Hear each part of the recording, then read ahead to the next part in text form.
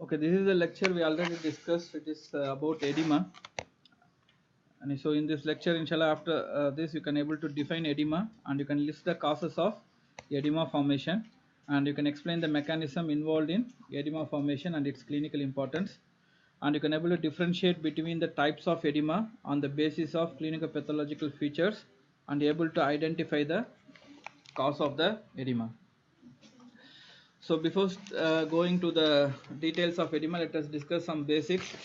And you should know about distribution of fluid in the body. Okay, so if you take the newborn, 80% of the total body weight is of fluids, and if you take the adult male, 60% of the total body weight is full of fluids, and if it is a female, it is 50% because the female has more fat, so that's why it is 50%. Okay, so majority of the fluid are in the inside the cell. Majority of the fluid are inside the cell, and only 1/3 of the fluid are present extracellular.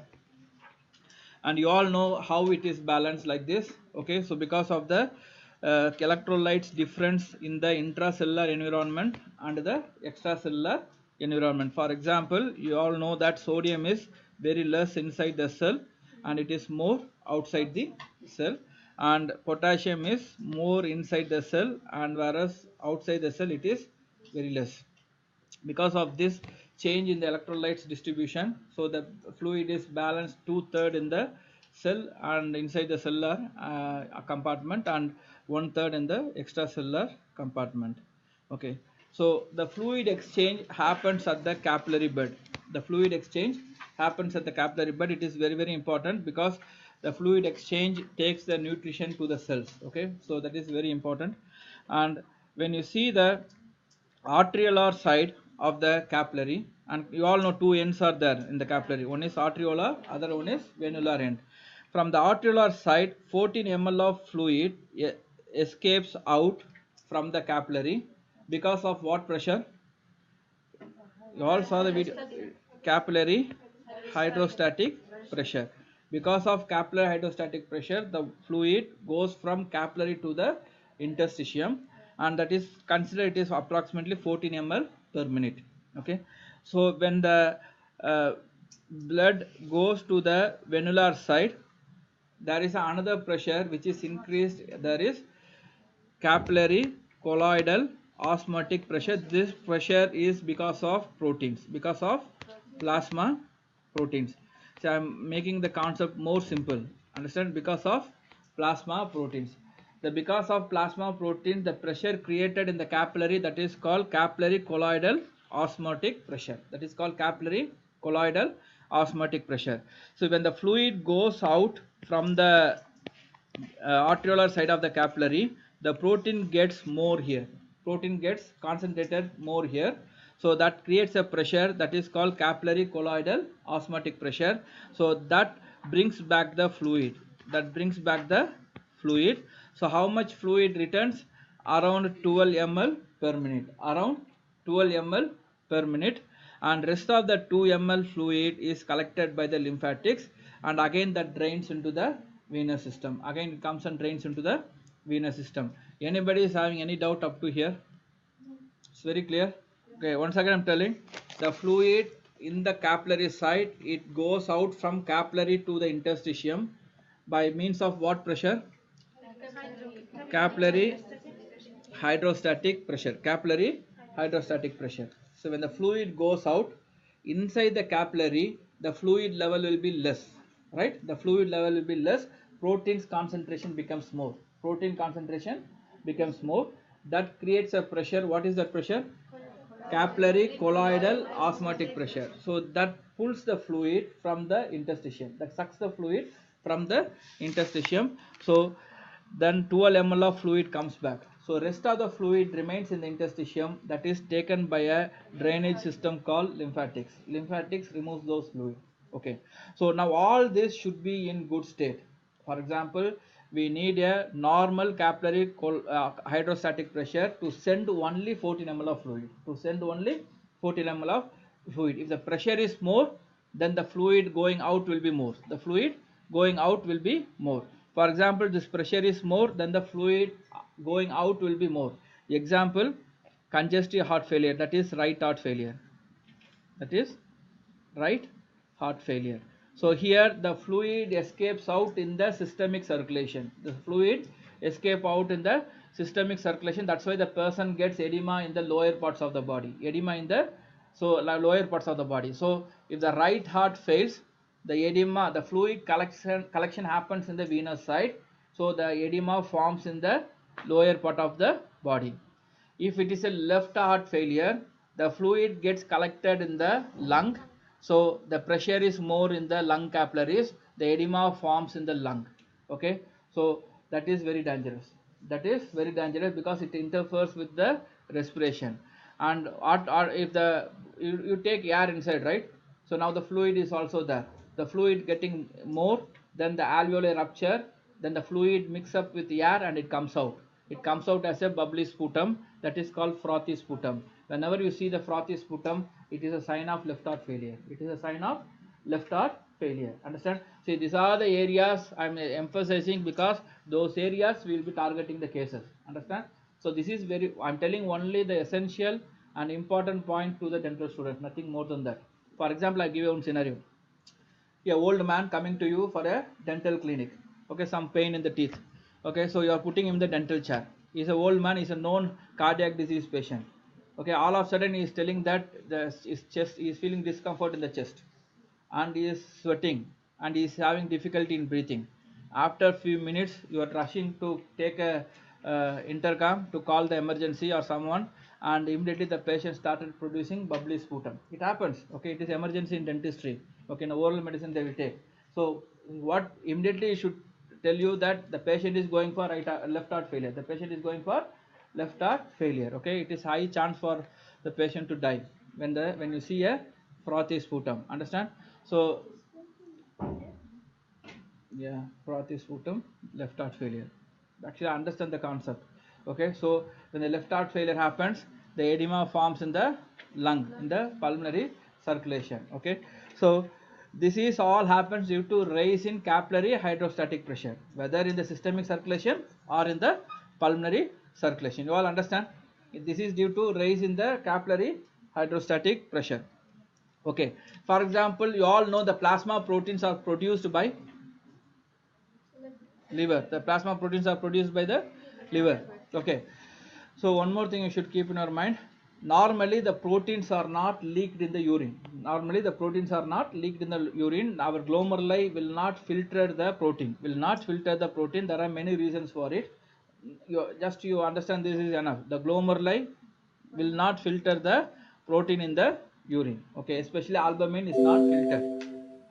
Okay, so after that, another thing you should understand is we need a good number of protein, we need a good gastrointestinal tract should be good so that they can absorb the protein.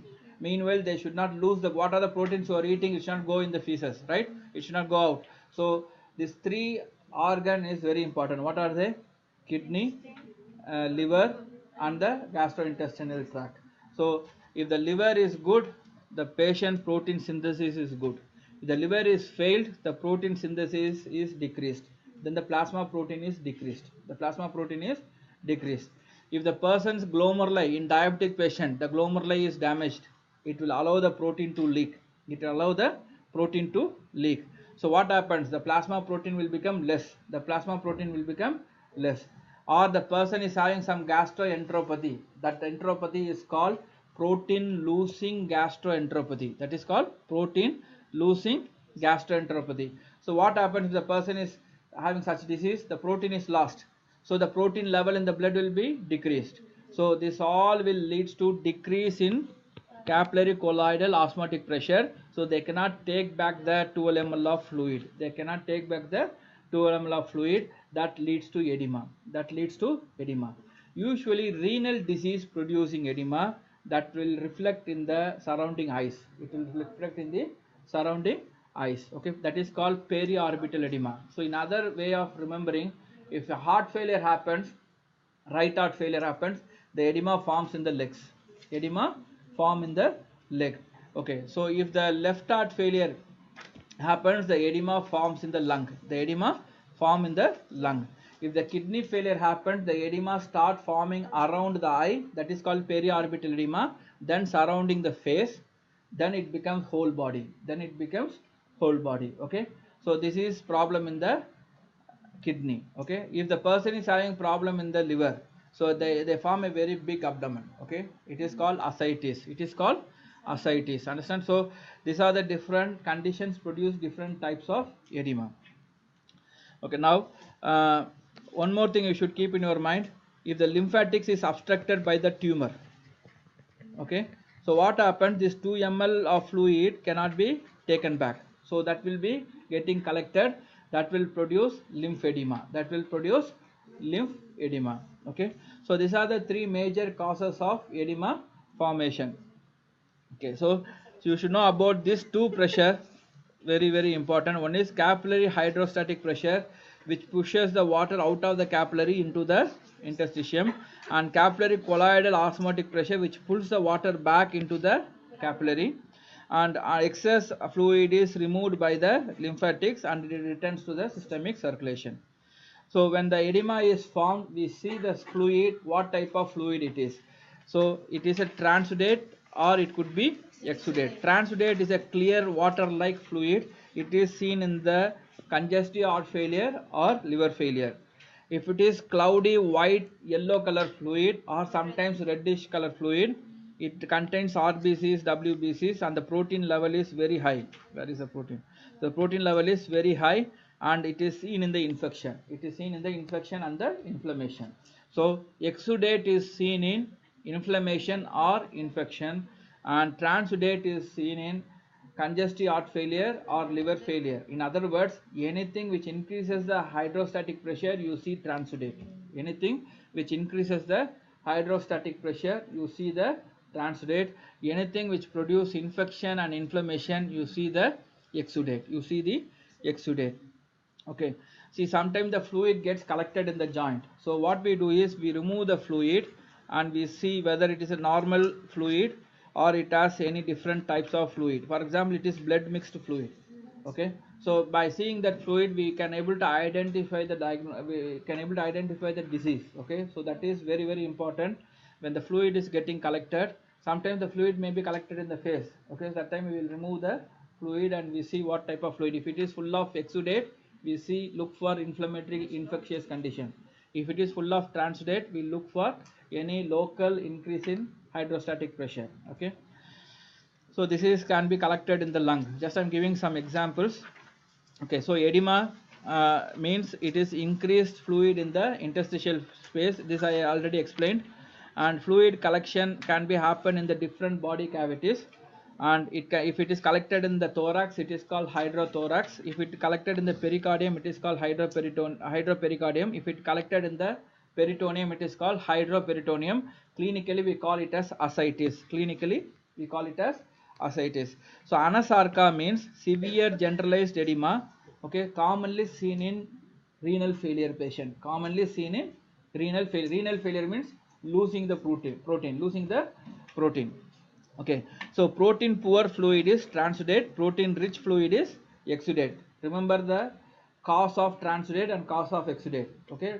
Transudate, no need to memorize. What are the conditions which increase the hydrostatic pressure? You see transudate. What are the conditions which produce infection and inflammation? You see exudate.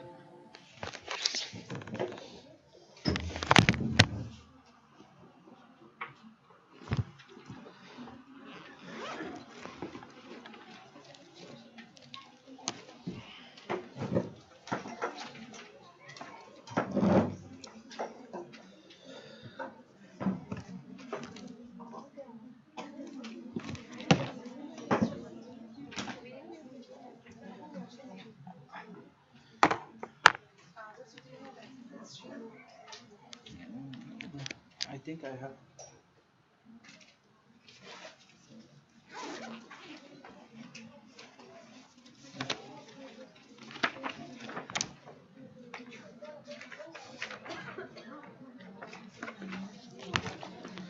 Okay. So the fluid, the exit of fluid into the interstitium from the arteriolar end of the capillary is nearly balanced by the inflow of fluid from the venular end. You all understand this? Arterial end, it goes out, it comes back in the venular end. The rest of the fluid is taken by the lymphatics. Okay, this is the concept we discussed. So increased capillary pressure, decreased colloidal osmotic pressure can result in increased interstitial fluid. You all understand this statement? Increased capillary hydrostatic pressure, okay, decreased capillary colloidal osmotic pressure can increase the fluid in the interstitium,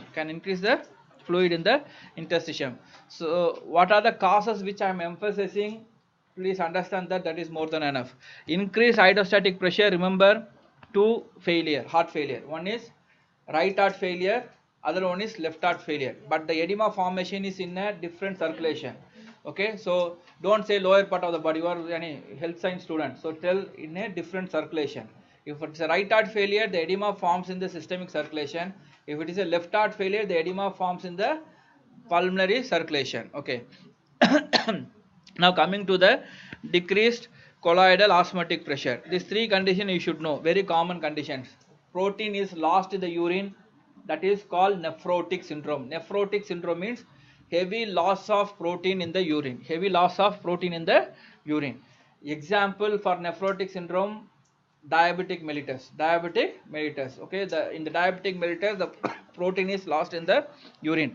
Another one is liver cirrhosis. If liver is completely fibrosed, then the liver cannot synthesize the protein, that will decrease the colloidal osmotic pressure. And another one is protein losing gastroenteropathy. The protein is lost in the GIT because it is not absorbed, because there are many diseases causes this. Okay, and malnutrition, this is unfortunately happens most of the Muslim world. Okay, so they don't have enough food because of war and because of other political geopolitics. So what happens is they go for malnutrition, and inshallah in the second after mid semester 2 we will be talking more about it. Okay, so now coming to the lymphatic obstruction. So you all know that in the cancer, for example, the person is having breast cancer, we remove the breast along with the axillary lymph node, so automatically this lymphatics connection is lost, so the hand goes for swelling, that is called lymphedema. Understand? Or the person is having oral cancer and we remove the area of cancer along with neck node lymph dissection. Okay, so automatically this connection is lost, the patient gets more edema here. Understand? So this is due to surgery and radiation. These are all mostly cancer treatment. I told one infection, that is called filariasis, that the parasite worm that grows in the lymph node and it obstructs it. The leg becomes very big. It usually grows in the inguinal node, so the leg becomes very big, that is called elephantiasis. Okay, another one is the cancer goes and spreads in the lymph node, it obstructs the lymphatic channels. Okay, so these are the again same thing I explained. Okay, now coming to this very important. So endothelial damage happens in inflammation, in burns, and another syndrome, that is called adult respiratory syndrome. The endothelium of the pulmonary capillary is damaged. Please understand here, I'm talking about endothelial damage in the capillaries. Okay, the endothelial damage happening in the capillaries. If the endothelial is damaged, what happens? The fluid easily goes out. That is called increased permeability. Now coming to the oral situation. Okay, you have some infection here, periodontal infection. Okay, so automatically that area is become swelling, right? Okay, that is due to edema, local edema. That happens due to endothelial damage in the local capillaries. The fluid goes out. Understand? So this endothelial damage happens due to inflammation. This inflammation comes due to infection. You all understand? Yeah. Once again I'm telling. For example, take periodontal infection, the tissue surrounding the teeth. Okay, so that is got some infection. Immediately infection leads to inflammation, so it is called periodontitis. Okay, so then that area goes for swelling, right? Sometimes you see a swelling, huge swelling, right? So that is why happening, because of local capillary goes for endothelial cell damage, then the fluid goes out, then you get a local edema. Understand? This is due to inflammation damaging the endothelium, but the inflammation happens due to infection. Understand? What kind of fluid it will be? Transudate or exudate? Mashallah, exudate. It will be of exudate. Understand? Okay, I hope this video helps you. Okay, those who didn't understand. Okay, now coming to the mechanism of edema formation. Okay, this I explained you in the video. Those who all saw the video, I think you can understand it. See, just I'm summarizing it. See, when the edema is forming, the fluid is going to the interstitium. Yes or no? Yes. Okay, when the fluid goes to the interstitium, in the blood vessel, inside the blood vessel, the blood volume will be decreased or increased. Decrease. See, now this is the blood vessel, the fluid is going out to the interstitium, right? So now the blood volume, plasma volume, the fluid in the blood vessel is increased or decreased? Decreased. Obviously it will decrease because the fluid is going out. The fluid is going out. When the blood volume is decreased, the blood going to the kidney will be less, right? Renal blood flow will be less. That will produce a small ischemia to the kidney. That will produce ischemia to the kidney. Ischemia will produce hypoxia. Then the kidney will release renin. The kidney will release renin. Then you all know, mashallah, like renin, angiotensinogen, then angiotensin, angiotensin 2, then aldosterone. This all you know. This all happens due to bring back the blood volume. Due to bring back the blood volume, then the blood volume is increased. Okay, so then again the pressure is increased. Then the fluid goes out. So this became a cycle. This became a cycle. That's what we explained. So what you have to understand is, whatever happens when there is decreased blood volume, kidney releases renin. Kidney releases renin. Then the renin will convert angiotensinogen, angiotensin 1, angiotensin 2 comes, then aldosterone comes. They bring back the sodium and water from the kidney. Then they try to increase the volume. When the volume increase, pressure increase. Then again the edema forms. Again the edema forms. Okay. So this is the mechanism of edema formation. If I ask a short essay question of mechanism of edema formation, just elaborate in your style. Okay. Put the concepts. Understand? So now coming to the edema happening due to cardiac failure. You all know, like right heart failure, what happens? The fluid stays in the venous side, right? So automatically the edema forms in the systemic circulation. Understand?